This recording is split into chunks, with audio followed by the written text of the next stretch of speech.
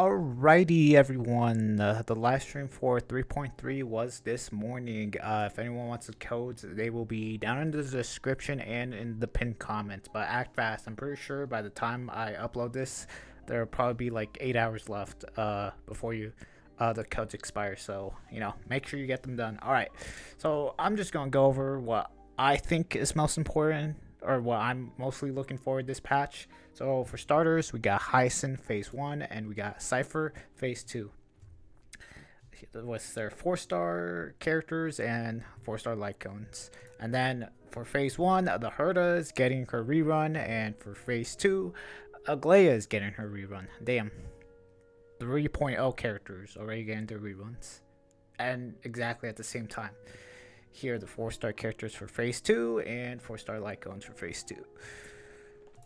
Alright, and then we are also getting 2 new relics. Alright, so Warrior Goddess of Sun and Thunder is essentially just Hyacinth's signature relic set. The 2-piece increases the wearer speed by 6%, and the 4-piece is when the wearer or their member sprites provide healing to an allied target besides themselves, they will gain a stack of Gentle Rain and can trigger up to 1 time per turn and lasting for 2 turns. When they have Gentle Rain, increases the wearer's speed by 6% and increases all allies' crit damage by 15%. This effect cannot stack. And then we have Waste Strider's Captain. I'm gonna be honest, I have no idea who this is meant for. Maybe Finan? I don't know. It's such a weird set. Okay, so the 2-piece increases the wearer's crit damage by 16%. And when the wearer becomes a target of another ally target's ability, it gains 1 stack of help, stacking up to 2 times. And if there are 2 stacks of help, when the wearer uses their ultimate, consumes all stacks of help and increases the wearer's attack by 48% for 1 turn. Not really sure who's that meant for. I'm pretty sure there's more smart people out there that most likely know who that's meant for. Again, as always, gotta thank the train. Alright, so now I'm going to go over Hyacinth's and Cypher's kit. I will most likely get things wrong, but you know what? Hopefully someone will correct me in the comments. Okay, I'm going to just go over what, I just skimmed over their kits, what I think is, for the most part, the most important part of their kits. Okay, so for starters, we have Hyacinth. Her mammal sprite is called Little Ika. And alright, now I'm going to go over her kit. Increases max HP by 30% when doing ultimate, and she enters a state that lasts for 3 turns. Also, when she does her ultimate, heals everyone but Ika itself. And if your mammal sprite's not summoned while you do her ultimate, it will summon her mammal sprite. Okay, now onto her skill. Her skill will heal all allies and also summon her mammal sprite. Essentially it. Okay, and now onto her talent. Little Ika has 0 speed and will not show up in the action order. And when allies' HP gets reduced, consumes Little Ika's HP instead and heals the ally. And when she's in her ultimate state, after Hyacinth does an ability, Little Ika will take action and attack all enemies. Alright, and then her Ascensions basically just give her 100% crit rate. Her Ascension 2, 50% effect res. And when using a skill or ultimate, dispels a debuff from all ally targets. And then her Ascension 3, when she's at 200 speed, increases her and her mammal sprite's HP by 20%. Then for every excess 1 speed increases healing up to 200%. So shout out to that person that's most likely gonna have 400% speed on their Hyacinth. Okay, and then her light cone increases her speed by 18%, and when the wearer does a basic attack, skill, or ultimate, consumes all allies' HPs and will deal and that will be recorded. And then when the memo sprite deals damage, it will deal additional damage based on the HP consumed, and this damage will reset every time the memo sprite does damage. Also, when the memo sprite does their skill, increase the damage taken by enemies. So yeah, pretty cracked light cone if you ask me. All right, now up for Cypher. Okay, so Cypher, her skill, she does a blast, selects one designated enemy to become the Patreon. Also increases her own attack after she does her skill. Oh yeah, and it has a chance to weaken enemies by 120 base percent chance. I kind of forgot. Uh, I don't think you want to maybe go effect hit rate on her. I don't know. We'll see when she comes out. Okay, I'm gonna explain her talent before I do her ultimate. Okay, so her talent is basically she records the damage taken by the Patreon, and after they attack, she'll do a follow up, and she can do a follow up each time her she takes a turn. So essentially, Patreon, and then when they get attacked by any enemy, she'll record the amount of damage she does. You can see right there. Yeah, that's the recorded value that she records. The okay, and then after she does her ultimate, she'll do true damage based on the amount of recorded damage that she basically recorded.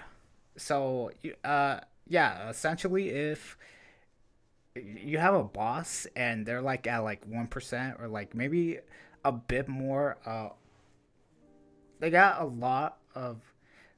They're about to go to the next phase. You can essentially save Cypher's ultimate and then do another character's ultimate and then do her ultimate when the next phase start. That way you can do a little bit more damage. So like I think I don't know if this actually has a cap. I'm pretty sure it does, but yeah, you can essentially like do like a bajillion damage if you just like wait long enough.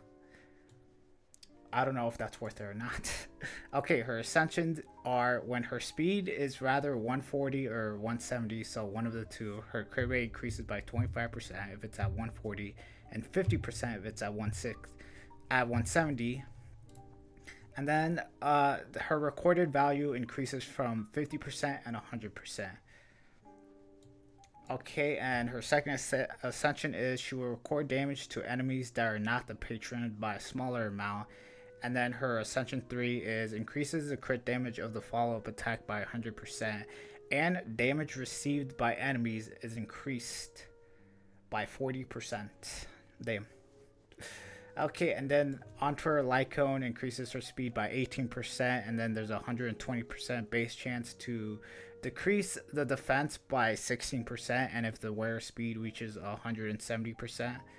I mean, 170 speed decreases also when she does a skill or basic decrease the defense by 8%. I'm pretty sure these two stacks. So yeah, that's 3.3. I guess like always, we're getting Gift of Odyssey. So you know what? Shout out to Honkai Star Rail for funding my polls. I'm most likely I'll try go for both of them. I have a guaranteed, although if I'm gonna be honest, I think Heisen's only worth it if you have HP scaling characters. So I guess if in the future if you don't have any or if you don't plan to get any, there you go. And then Cypher, I don't know how I feel about her being a sub DPS. I mean, you could in theory have her as the main DPS somewhat and just like buff her damage because yeah, the damage that she does, she'll also record the damage she does. So yeah, I'm not too sure. Oh yeah, also here are the talents you need for to upgrade them. They're already out, so if you're already decided to get them, here are the resources that you need. Oh yeah, it doesn't say, but you will need the next uh weekly boss that's coming out for 3.3. Quick tip, before the update happens, like the week of, make sure you do not fight the weekly bosses that week. So okay, so the patch ends in 11 days. So that's next week. Okay, so on the 20th of May, weekly reset happens on Monday. Make sure you do not fight the weekly bosses on the 19th, and then wait until maintenance is done on Tuesday, or after that. That way you can fight the new boss, and I guess it only matters if you actually plan on getting Hyson. And so you can essentially get her close to maxed out that week. So yeah, that's gonna be the patch. Let me know if you're excited. Oh yeah, I guess. Uh,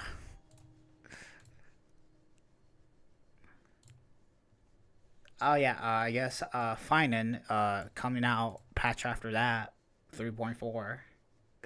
And then we also have Saber and Archer coming out like, I'm if I'm not if I get did my math right and got my dates right, like a week after Finance release, we're gonna get a free Archer. So shout out my boy, and Saber's not free. So yeah, we'll most likely get some more inform. I'm not gonna lie, we're probably gonna get some more information. Probably at the start of next patch, maybe next live stream, at the latest. Oh yeah, and we're also probably by the start of next patch we'll also get some information on how they're going to deal with buffs. So yeah, as always, thanks for watching. Did appreciate it if you made it all the way to the end. As always, I'll see you in the next one. Peace. Bye bye.